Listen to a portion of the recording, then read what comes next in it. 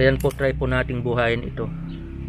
So guntingin po natin yung patay na banans niya. Ayan po.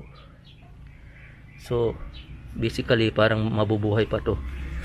So kanina tinanggal ko po siya, kaso lang napansin ko na may posibilidad na mabubuhay pa. So try nating ibalik natin. So ayan po. So obserbahan po natin yon sa ating mga next vlog kung mabubuhay po ito. 2 weeks from now. Ayan po. Tanim po ulit natin. Maraming salamat po. Ayan po, tanim po natin ulit.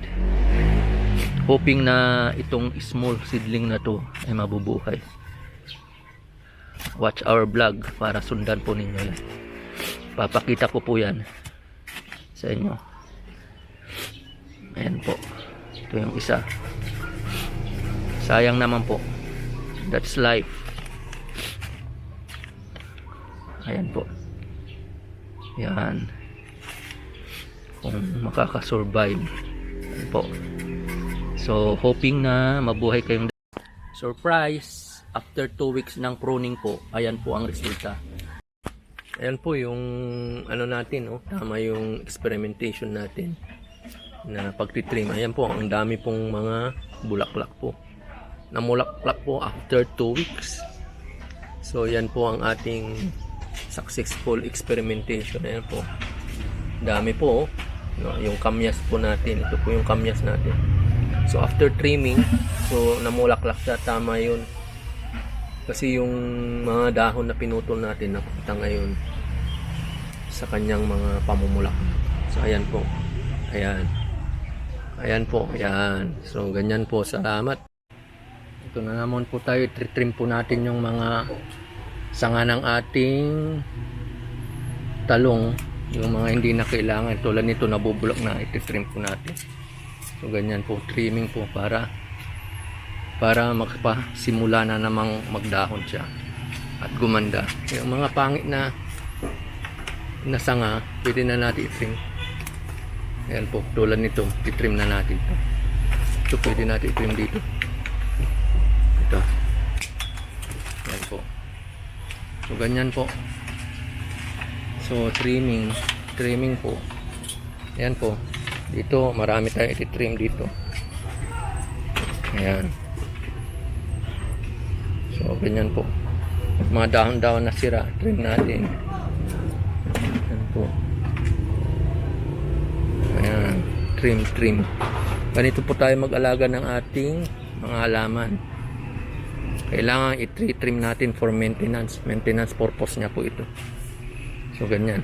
Mga dahon na unwanted na, yun yung mga ititrim natin. Tulad nito, ititrim natin. Kasi medyo hindi na maganda yung sanga. Ayan. Ganyan po, ititrim natin to.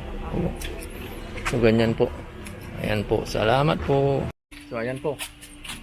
Mamimikas na naman po tayo ng mga bunga ng ating talong. Ayan po. Tagal na po itong talong na to. So, pero at least namumunga pa rin. So, ayan po. Kabuhol-buhol na. Ayan. So, nakatatlo na tayo. Ito. Kahit maliit yan, okay na po yan. Ilaga lang po natin yan. Pwede na. So, ayan. Ito po. Ayan. Oh, okay yan. Palakin pa natin na ito. Okay. So, ito po. Ayan. So, dito po. Pa rin po dito. Ito po. Lalaki na, oh. Ayan, ito. So, marami pa rin bunga. Tagal na rin ng talong ito. So, ganyan po. Ayan. So, ganyan po. Salamat po. Ito pa. So, trim na natin. Medyo pangit po ito. So, ito. Kunin natin. So, ito medyo maliit pa. Okay na to. Nakadalawa po tayo. Ayan po. Ang dami pong nakuha natin sa garden natin. Ngayon, after 2 weeks. Mayroon na naman tayong ani. So after 2 weeks po, yan po karami. May mga kamatis pa tayo dyan. Kikita natin. Ayan po yung mga kamatis na hinihintay natin. Ang gaganda po. Ayan po. Ayan. Di ba? Maganda kung may garden ka. Ang lalaki po, ayan po. Oh. Ayan. Ayan po, ayan oh. Oo. So, maganda po kung may garden ka. Ito mga container garden lang po ito. Kababayan, so ganyan po. So ayan po. Oh. Ayan. Ayan po. Oh. Ayan, salamat po. Ayan, dito rin po, mas malalaki oh. Dito sa side na to ng garden ko. Ayan po, marami po. Ayan. Ayan po. Oh. So ang gaganda po. Aaniin po natin after mga 1 week. So ayan po. Marami na po tayong kamatis. So may picture po tayo doon. Ayan po. So ganyan po. Ganyan po ang kasayang mag-garden po. Maraming salamat po. Yan po yung mga talong natin. Ayan po. Yan, gaganda na po, lalaki na po. May malaki, may maliit. Ayan po.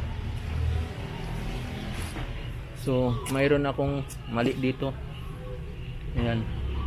Actually, nireplant ko po ang mga to.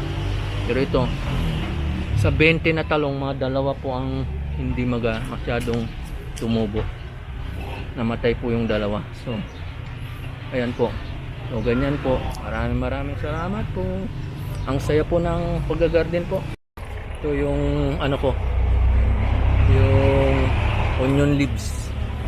Yan po, yun po yung inani ko noon. Yan o, may napalitan na po ng malaki. So ganyan po. Ayan po yung onion leaves ko po. Maraming salamat po. Pwede na po nating anihin to pag nagluto tayo. Maraming salamat po. Ito po yung lemongrass po natin. Ayan po. Nag-anin na rin po tayo dito. So maganda po talaga ang may garden. So pag nagtitinula ka, pwede po to lemongrass. Maraming salamat po.